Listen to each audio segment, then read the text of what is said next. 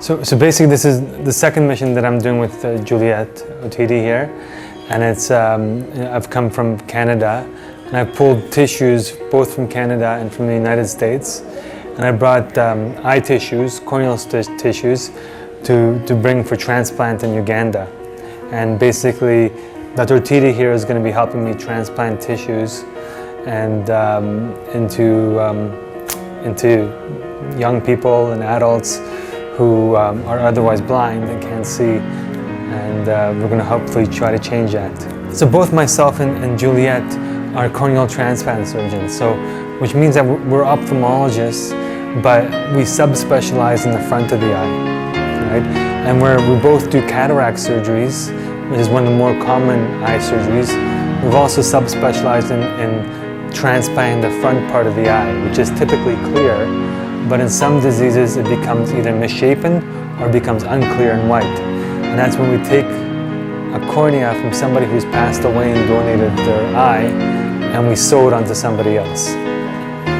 I first worked with Orbis when they first came to Uganda. I think I was a student then, and I met a few people, and that's when I first met.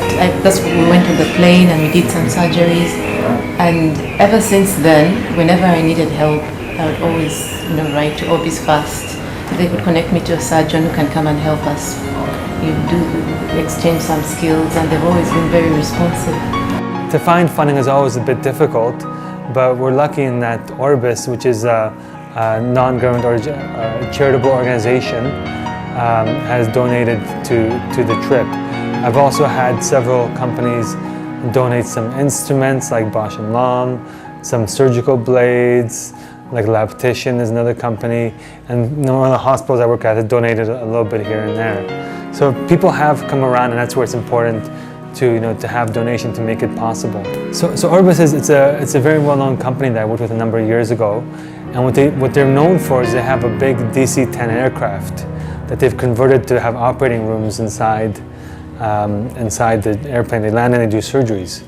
But also what we found is that what's more useful and more than that is to actually do surgeries in the setting that we're in for the setting in Uganda, so that when myself and Dr. Otidi do the surgeries, then after I leave, Dr. Otidi can keep on doing the surgeries in the same setting that we're both familiar with. I say the big picture is not only through Orbis, because I've worked through several charities, right? I've worked through Himalayan Cataract Project, I've worked through University of Toronto, through Orbis. I think the biggest picture is to cure blindness that's reversible, right? And there's some blindness that we can't do anything about, but there is blindness that can be reversed. For example, cataract surgery and corneal transplant are two of the more reversible causes of corneal blindness. And what we're doing, what we haven't mentioned yet, is that the first week we're doing transplants, because when we land with tissue, we need to transplant them as quick as possible for them to work. But the second week, Juliet's organized for us to do an outreach camp up north in Uganda. In Lira. There's that proverb like, how does it go? I'm gonna butcher this, but give a man a fish, he'll eat for a day. Teach a man how to fish, he'll eat forever, right? Something like that. But it's true. If we can come here and we can just do a few transplants and 100 cataracts, but that's 100 cataracts done and that's it. But if we can involve new graduates and new trainees in the training, that eventually becomes like a waterfall effect, and it spreads further, so that you can tackle the preventable blindness that we have here. Yeah, so one of the important things is about donation, right? And right now what we're doing is we're actually, from people who've passed away, their families have donated the eyes of those who passed away in US and in Canada. And we even have a donor who's even 19 years old who unfortunately passed away, whose eye is going to be transplanted to somebody else. When you think about it, that person, by their family's gift, is going to be giving sight to two people, because one eye will be going to two different people. So those people may have vision for the rest of their lives, thankfully, to this donation. In my opinion, if there is a reward to be had, why wouldn't you want your departure of your life be one last final gift? I would love to thank the visiting doctor, Dr. Matthew, and all other people who were in connection. I thank Dr. Tit of my eyes. She operated me and I started seeing. I'd like to thank Dr. Matthew for working on us with these problems. I thank Dr. Matthew of providing us with the corneas. To Dr. Otiti, God bless her too and to live long. Neyanziza nnyo neyanzeege abasawo abo bombi Dr. Otiti ne Dr. Matthew baali very kind. Nebaza Dr. Otiti n'omwami oyo omuzungu yatukolako. Kale okwebaza kwange eri Dr. Juliet Otiti okusookera ddala kubanga gwe nategeerako Dr. Matthew. I would like to thank Dr. Juliet and Dr. Matthew. I'm too grateful for them because they have really helped me.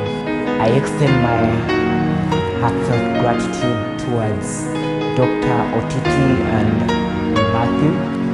Said I call him Matt, but I thank him very much and I thank the doctors very much for being able to do such a life-changing operation to me.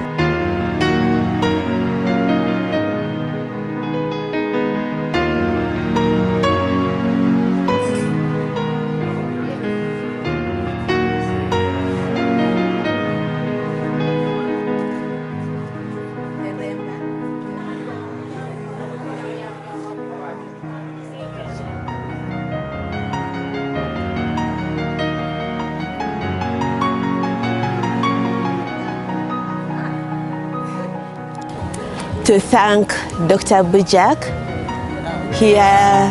He took his time and especially about corneal transplants, taught us so much about all the different types of corneal transplants and the indications.